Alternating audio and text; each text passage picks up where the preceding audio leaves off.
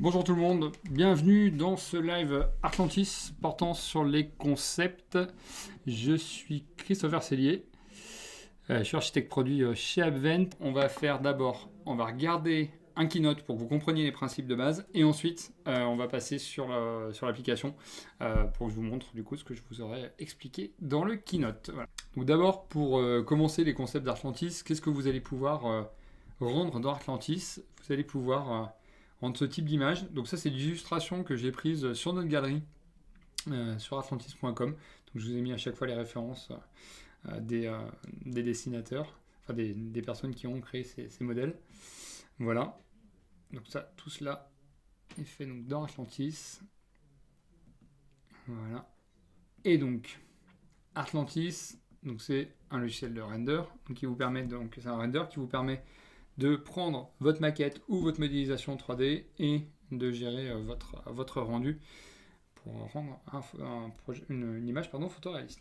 Donc pour illustrer cela, c'est très simple. J'ai par exemple pris donc le projet La Croix, qui est le projet de démonstration de la version 2021 que j'ai ouvert donc, en IFC dans Solibri.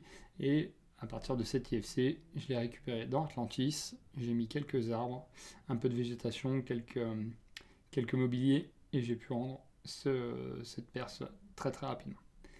Alors, qu'est-ce qui fait la spécificité d'Atlantis? C'est très simple, c'est un triptyque, universalité, simplicité et rapidité.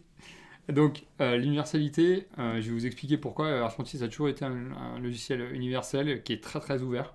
Je vous expliquerai dans le détail. Atlantis est un logiciel extrêmement simple. On vous propose des formations sur Atlantis, mais même sans formation, vous pouvez tout à fait appréhender l'ensemble des outils qu'on vous met à disposition dans Atlantis très très facilement. Et Atlantis, c'est un logiciel qui est extrêmement rapide. Tous les rendus que je vais vous présenter pendant la démo, que ce soit dans le keynote ou ensuite dans la présentation vraiment en live de l'outil, seront faits très très rapidement. J'ai jamais dépassé, je pense, un quart d'heure, 20 minutes pour faire un rendu. Ça dépend des qualités que vous appliquez. Alors, d'abord, au niveau de l'universalité, pourquoi je vous évoque ce point, c'est qu'Atlantis vous permet de faire des rendus, mais de vous faire des rendus de différentes natures. D'abord, des perspectives, donc c'est le premier schéma que vous avez à gauche, des insertions dans le site. On a un outil qui permet de faire des insertions très très facilement dans votre environnement réel. Vous allez aussi pouvoir faire des animations très facilement, des panoramas, et dernière chose, des vues orthogonales, donc que ce soit des plans, des coupes, des élévations, ou même des axonométries si vous le souhaitez, très très facilement.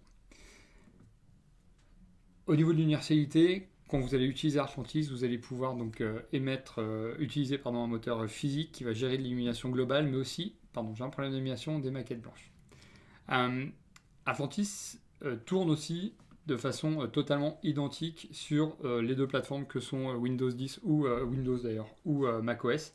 Donc tous les outils qu'on vous présente pendant cette démo, là moi je suis sur un Mac pour la démonstration, sont totalement disponibles sur Windows. Il n'y a absolument aucune différence entre les deux applications, entre les deux environnements. Au niveau de l'universalité, dernier point, Atlantis est donc un logiciel qui est extrêmement ouvert. Vous allez pouvoir récupérer très très facilement plein de formats de fichiers, donc bien entendu des fichiers Archicad, des fichiers 3ds, Max, des fichiers Vectorworks, Maya, Revit, Modo, Cinema 4D, AutoCAD et autres, et aussi bien entendu des fichiers Rhinoceros, si vous le souhaitez. Vous voyez que j'ai volontairement laissé un gros trou au milieu, parce que du coup, une des nouveautés d'Atlantis 2021, c'est que vous pouvez récupérer des fichiers en IFC. Donc nativement, vous pouvez récupérer des fichiers en 2x3 ou en IFC 4, vous pouvez les récupérer directement dans Atlantis et habiller ces IFC. Atlantis a toujours été un logiciel extrêmement simple au travers d'une interface qu'on appelle standard, que je vous présenterai par la suite, qui s'organise autour d'inspecteurs. Dans cette version 2021, on vous propose une interface qu'on appelle Easy, qui va vous simplifier encore plus l'utilisation. Un exemple tout simple, par exemple dans le paramétrage des luminaires, plutôt que de paramétrer des puissances en lumens sur vos lumières, vous allez pouvoir les paramétrer en watts, ce qui sera quelque chose que vous avez peut-être plus l'habitude de manipuler. On va avoir des rassemblements aussi de paramètres qui vont vous simplifier l'utilisation, mais aussi qui vont vous simplifier et vous accélérer peut-être les rendus pour vous éviter d'utiliser des paramètres que vous ne maîtriseriez pas et qui risqueraient de vous prendre du temps de calcul par la suite sur vos rendus. Au niveau des fonctionnalités, Artlantis, on peut le simplifier, enfin le résumer finalement sur trois types de fonctions. Artlantis va vous permettre de gérer vos habillages, va vous permettre de gérer des lumières, et enfin, de gérer des points de vue. Alors dans le détail, qu'est-ce que ça donne? D'abord, au niveau des habillages, vous allez pouvoir, bien entendu, donc, habiller votre projet en utilisant donc, des shaders, donc, qui sont des textures que vous allez pouvoir appliquer sur votre maquette, mais aussi des objets. Donc on vous propose des objets par défaut dans Artlantis, on vous propose aussi un élément qui s'appelle le Media Store, dans lequel vous allez pouvoir récupérer des objets très facilement, directement depuis Artlantis ou même depuis votre navigateur web. Vous allez pouvoir, bien entendu, donc, gérer les lumières sur votre projet, donc que ce soit des lumières naturelles ou artificielles. Et enfin, vous allez pouvoir gérer tous les points de vue que je vous ai évoqués tout à l'heure, donc des perspectives, des rendus, des panoramas, excusez-moi, des vues orthogonales, ou des insertions dans le site, ou même des vidéos. D'ailleurs, je suis en train de penser que je n'ai pas mis le petit logo des vidéos. Voilà sur ces habillages. Alors, je vais vous faire le détail des différentes fonctions. Donc d'abord, dans l'habillage, donc comme je vous l'ai dit, shader et objet. Donc là, par exemple, ce que j'ai fait, c'est que pour illustrer le propos, j'ai pris les captures d'écran. Donc j'ai une scène qui est ouverte dans Artlantis, avec donc, ce mur qui initialement était peint de façon un peu brutale en noir. Simplement, j'ouvre le catalogue des shaders en partie basse de l'écran. Je vais choisir mon shader, le déposer, et automatiquement, ma prévisualisation va être recalculée. De la même manière pour les objets, donc là par exemple vous voyez que sur la table je n'ai absolument aucun objet pour l'instant, donc j'ouvre le catalogue des objets, je vais choisir l'objet qui m'intéresse, voilà, et je vais le déposer sur la table et directement celui-ci est vu dans ma prévisualisation. Bien entendu derrière je peux gérer les dimensions des objets, je peux créer des groupes d'objets en les déposant les uns sur les autres dans l'inspecteur qui se trouve à gauche de votre écran. Voilà, donc très facilement. Et du coup, là maintenant, si je déplace la table, automatiquement, l'ordinateur que j'ai posé dessus va être déplacé en même temps, bien entendu. Voilà, donc là, je vous montre simplement le rendu que j'ai généré à partir de cette illustration. Voilà. Alors, Artlantis, ça c'est les principes de base. On va pouvoir aussi gérer dans le détail de l'herbe 3D par exemple. Donc c'est un média ce sont des médias qui sont intégrés par défaut.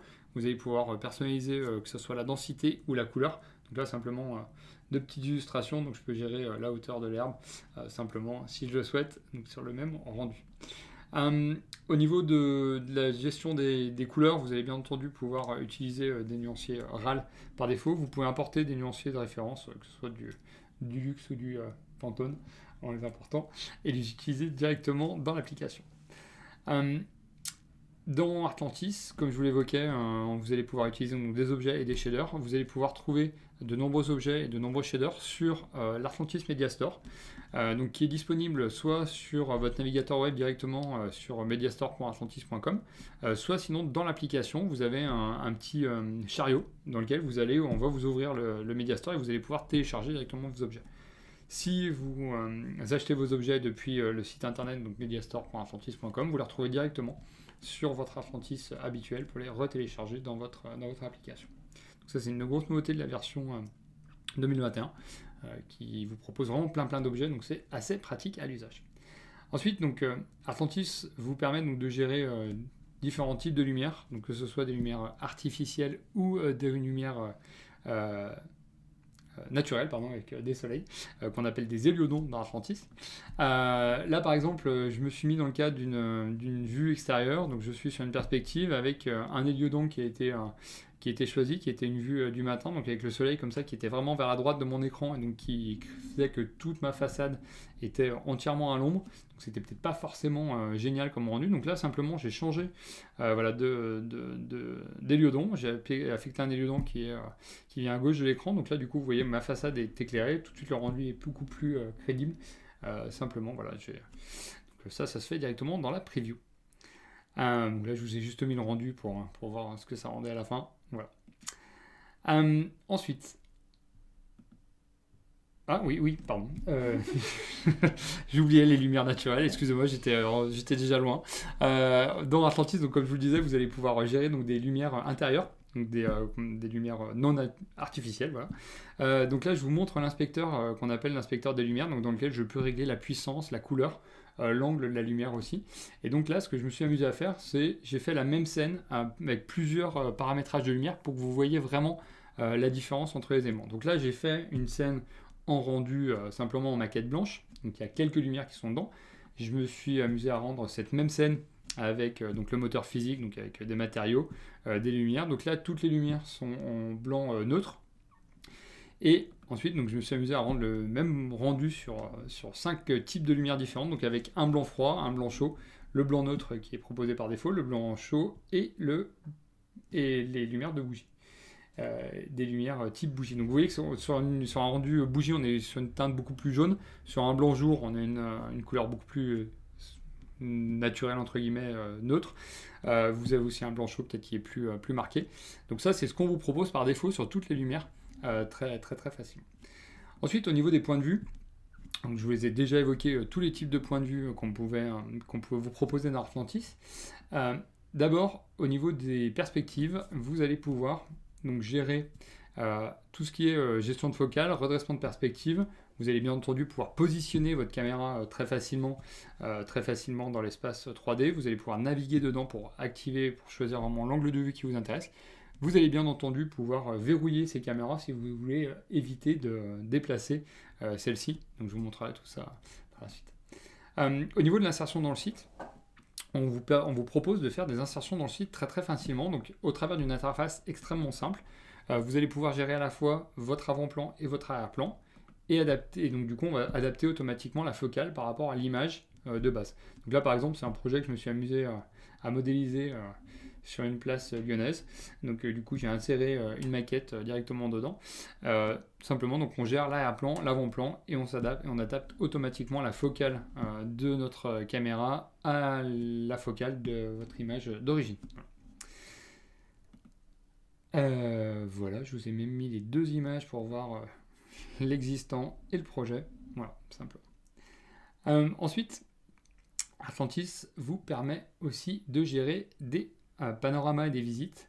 Donc simplement, donc on vous propose de générer et de publier ces panoramas sur une plateforme en ligne qu'on vous propose.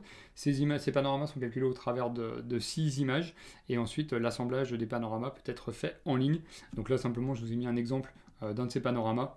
Voilà, donc là du coup, si j'ouvrais ce panorama sur notre plateforme, donc qui est TwinLinker, je pourrais directement me balader dedans très très facilement. D'ailleurs, il me semble que j'ai un raccourci là-dessus. Voilà, super. Donc là, du coup, je suis en train d'ouvrir. C'est bien le bon écran que vous voyez. Parfait. Donc là, mon panorama va s'ouvrir. Je pourrais me balader dedans. Ça arrive dans quelques instants. Petite lenteur, voilà, super. Donc là, regardez, je suis directement, donc c'est le panorama que je vous présentais à l'écran, donc je vois directement, je peux me balader dans le panorama et bien entendu, du coup, aller me promener d'un autre panorama à un autre très très facilement. Voilà, très facilement. Donc là, je reviens dans mon keynote, hop, qui se trouve ici, qui arrive, hop. Voilà, parfait. Du coup, ensuite, oui, donc Artlantis va vous permettre donc, de gérer et de mettre en place très facilement des animations. Donc, des animations, vous allez pouvoir en faire par exemple pour des études solaires, pour des parcours, des promenades architecturales, excusez-moi, dans vos projets, ou peut-être aussi des animations d'objets. Donc là, je me suis amusé à vous créer une petite étude solaire donc, sur le même projet de démonstration qu'on vous propose. Voilà, donc il y a quelques images qui sont calculées, donc j'ai directement l'étude solaire qui vous est présentée. J'ai juste ensuite voilà, une vidéo d'une promenade autour du bâtiment pour voir donc, comment se comporte notre bâtiment dans son site.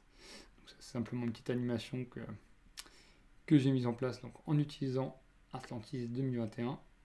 Voilà. Donc là, j'ai fait qu'une promenade extérieure, mais bien entendu, vous pouvez gérer le parcours que vous souhaitez, vous positionner là où vous souhaitez dans le projet et vous promener très facilement. Artlantis vous propose aussi de gérer des vues parallèles. Donc à partir toujours du même fichier, vous allez pouvoir gérer que ce soit des axonométries, des plans, des élévations. Ces documents seront faits à l'échelle. Donc du coup, je vais dire par exemple, je veux un plan au 200e, un plan au 1000e, au 500, à l'échelle que je souhaite. Et donc pour créer des vues sans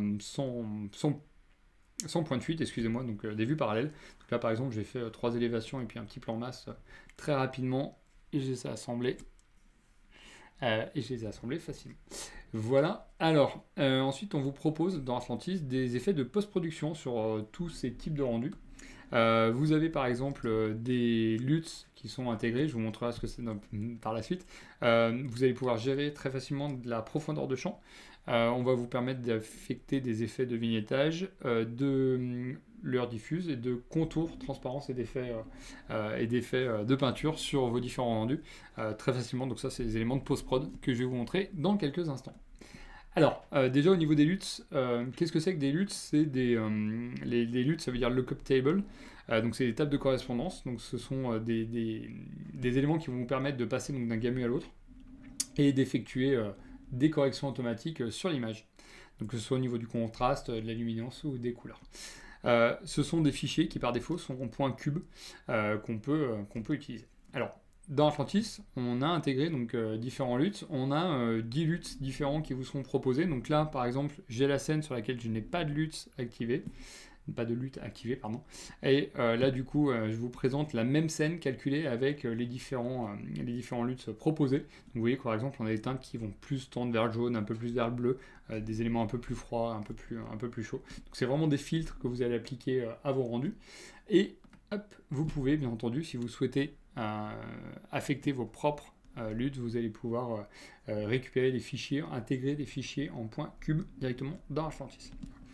Ces LUTs sont proposés par défaut. Vous pouvez choisir la force d'application du LUT, l'intensité d'application du LUT. Je vous montrerai en direct par la suite. Au niveau des autres effets de post-production, on a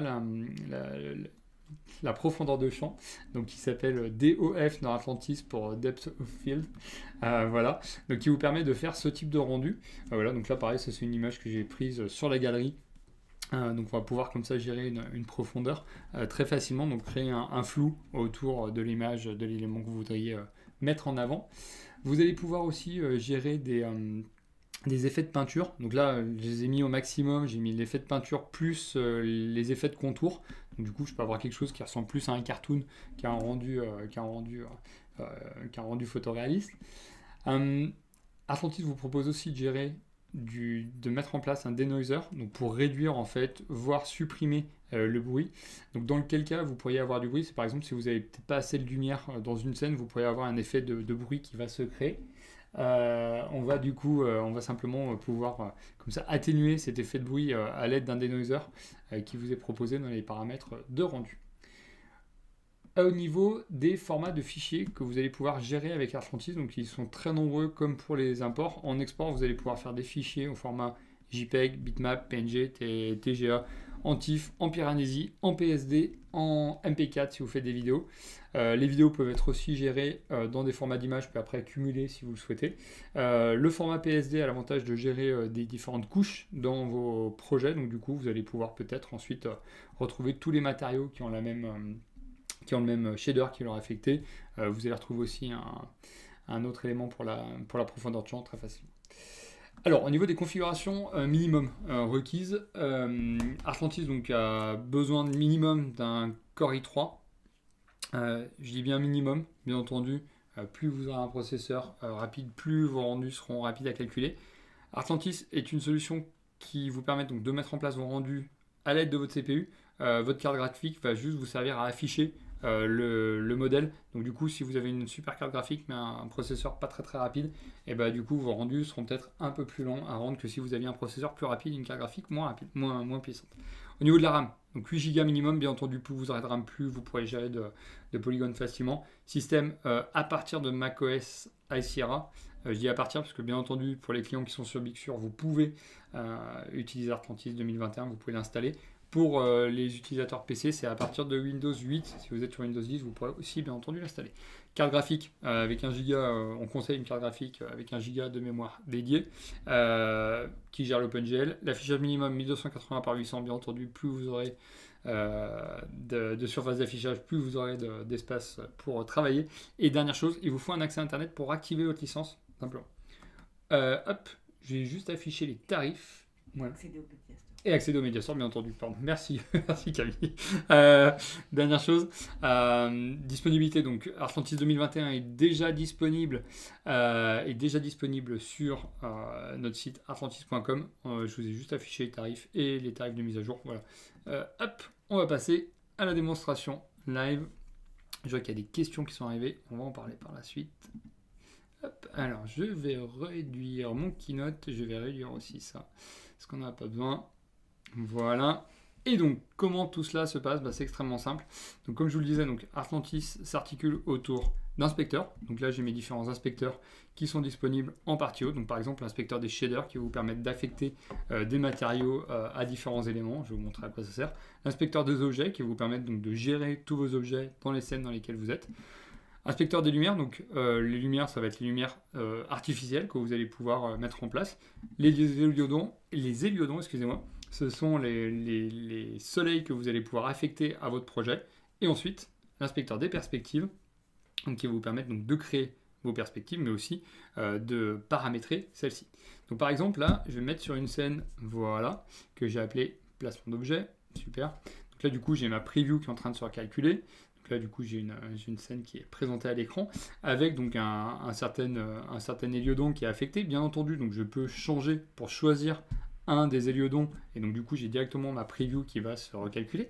Je peux basculer pour gagner un petit peu de temps, par exemple en affichage en OpenGL. Là, du coup, ma machine est un peu et par exemple a beaucoup de ressources qui sont demandées avec Keynote qui est ouvert derrière Artlantis. Donc là, du coup, je bascule en affichage OpenGL pour que ça soit un peu plus fluide. Donc je suis dans ma vue, donc je peux bien entendu donc choisir l'angle de ma caméra qui va m'intéresser. Je peux basculer et me déplacer comme je souhaite. Une fois que j'ai trouvé mon angle, là par exemple, je suis dans la coque. Si je veux être plus précis pour caler mon angle, il n'y a aucun problème. Regardez, je peux afficher une vue 2D.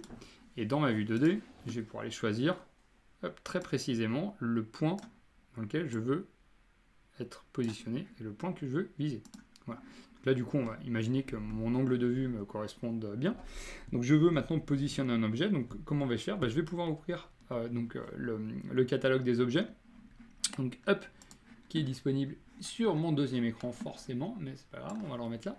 Donc là, du coup, je vais le laisser ouvert en plein écran, c'est pas grave. Je vais juste retrouver, je vais l'ouvrir comme ça, voilà, ça sera mieux, super. Donc là, du coup, j'ai mon catalogue qui est ouvert en partie basse, donc je vais aller choisir l'objet qui m'intéresse. Donc on va aller prendre voilà, on va aller prendre quelque chose qui doit se mettre dans une chambre, par exemple un lit. Donc là, du coup, j'ai un lit qui m'intéresse, je vais simplement venir le positionner en 3D, donc il va être positionné donc, directement dans ma vue, mais bien entendu, par la suite, je pourrais venir le déplacer. Donc là, par exemple, voilà, il était positionné dans le mauvais sens. Je vais simplement lui demander de se retourner. Je peux venir le caler, bien entendu. Si je veux le caler plus précisément, je vais aussi le retrouver, regardez, directement dans ma vue 2D. Et donc là, du coup, je vais pouvoir venir caler mon objet un peu plus précisément. Voilà, nickel. Voilà, parfait. Donc là, du coup, mon objet est calé. Bien entendu, si je rebascule sur ma vue standard, ma prévisualisation va se recalculer très rapidement. Hop. Dans le noir. Mais... Et par exemple, regardez, du coup, j'avais donc une lumière qui était un peu limitée sur ce rendu. Hop, je vais simplement prendre un élément ici, un autre héliodon, et directement, j'ai ma preview qui va se recalculer. Ensuite, donc, ça, c'est le principe de base pour le placement des objets. Pour les shaders, c'est tout aussi simple. Par exemple, vous voyez, là, j'ai ce mur, j'ai les murs qui sont assez blancs sur l'élément. Donc, je vais pouvoir, sur les murs, excusez-moi, je vais pouvoir les choisir. Donc, par exemple, hop, je vais peut-être pas les mettre un tissu sur les murs. Je vais les prendre, par exemple, voilà, un revêtement. Super. Je vais naviguer vers le revêtement qui m'intéresse. On va prendre, par exemple, un enduit, voilà. Je vais pouvoir caler mon enduit. Donc là, directement, ma preview est en train d'être calculée. Regardez, sinon, j'ai aussi directement des papiers peints qui sont disponibles. Je ne sais pas trop ce que je vais mettre comme papier peint. Ça va être un peu bizarre, mais c'est pas grave. C'est juste pour l'exemple. Voilà, parfait. Donc, j'ai ma preview qui est en train de se recalculer avec ce papier peint. Vous voyez, c'est toujours le même principe. Je prends l'élément que je veux positionner dans ma scène et je peux le paramétrer. Ensuite, bien entendu, vous avez plein de paramètres que vous allez pouvoir éditer. Par exemple, sur mon papier peint, je vais pouvoir aller choisir, par exemple, la taille du papier peint si je veux la modifier. Je vais pouvoir choisir aussi l'orientation, par exemple, si j'ai envie de faire quelque chose de très bizarre avec un papier peint qui est tout incliné, je vais pouvoir le faire aussi si je le souhaite. Ça va être la même chose sur les objets. Si je sélectionne un objet, je vais pouvoir donc certes le positionner, gérer son placement en X, en Y ou en Z, ou aussi par exemple activer une rotation ou même changer ses dimensions. Pour les objets, bien entendu, on a des matériaux qui sont appliqués dessus, on va pouvoir aller éditer les matériaux des objets. Au niveau des lumières, par exemple, on va pouvoir placer quelques lumières simplement, donc ça sera des objets. Pour les héliodons, alors j'ai une vue spécifique pour les héliodons qui est, voilà, une vue qui doit être une vue extérieure. Voilà, donc là, ma preview est en train de se recalculer. Donc là, par exemple, j'ai une vue de l'extérieur du bâtiment avec un héliodon qui est activé, qui est peut-être pas forcément la meilleure lumière, puisqu'en fait la lumière vient de derrière le bâtiment.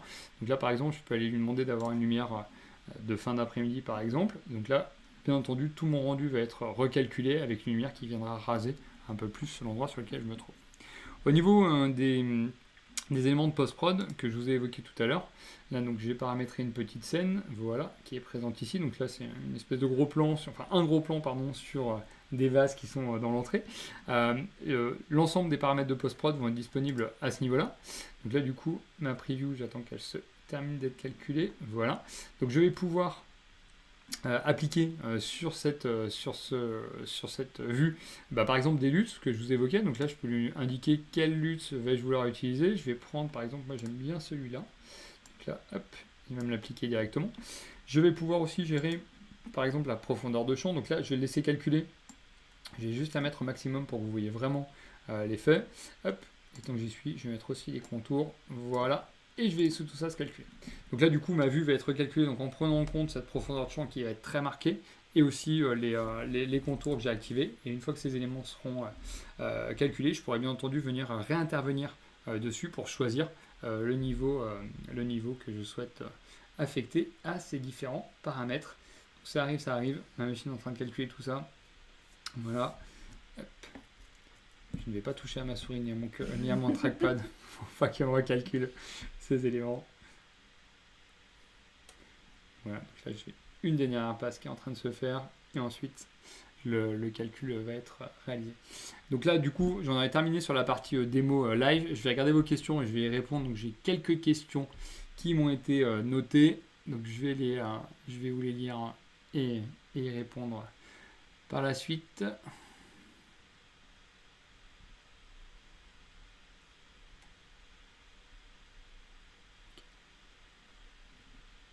C'est en train d'arriver, ça arrive. Voilà, et là, non, passe, ça va arriver. Alors, je regarde les questions pendant ce temps. Ouais. Ok.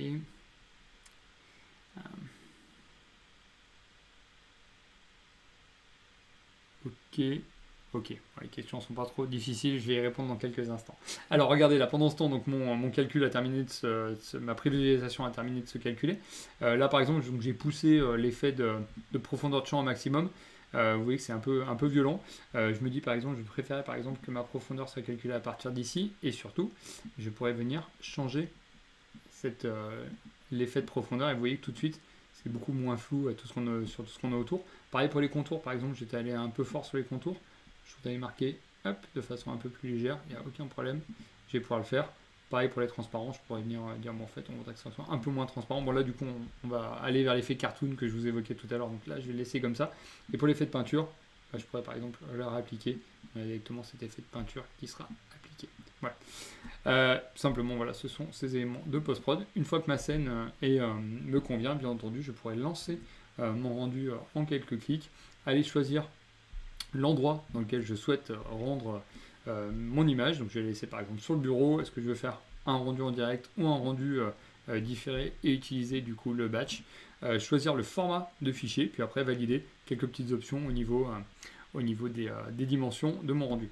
Juste pour information, je voulais vous faire voir cette fenêtre parce que pour ceux qui n'ont peut-être pas vu le live nouveauté, donc dans une des nouveautés de la version 2021, c'est qu'on vous propose donc une interface simplifiée, et notamment cette interface simplifiée va s'appliquer à cette fenêtre de rendu. Regardez, du coup, donc on a pas mal de paramètres là qui sont disponibles. Donc je vais aller changer pour basculer dans l'interface simplifiée. Voilà. Et maintenant donc, que j'ai basculé dans cette interface simplifiée, regardez, au niveau des paramètres de rendu, j'aurai beaucoup moins de paramètres. J'aurai des paramètres qui seront assemblés. Il ne faut pas que je dise que j'en ai beaucoup moins. Ils sont simplement pré-assemblés pour vous. Donc je vais pouvoir dire par exemple que je veux utiliser le moteur physique, la taille du rendu. Donc je vais par exemple dire, bah voilà, on va lancer mon rendu pour faire un A3, pour générer un A4. L'ambiance, est-ce qu'on est en intérieur, en extérieur, sur un faible éclairage. Et ensuite, qu'est-ce que je veux privilégier? Est-ce que je veux privilégier la vitesse ou la qualité? Donc est-ce qu'il sera plus rapide? Ou est-ce que mon rendu sera peut-être plus long mais de meilleure qualité? Et ensuite, au niveau des ombres de détail, est-ce que je veux affecter un niveau de calcul des ombres de détail qui est élevé, moyen ou bas? Et après, l'éclairage en HDRI, la gestion des portails et le denoiser si besoin. Voilà.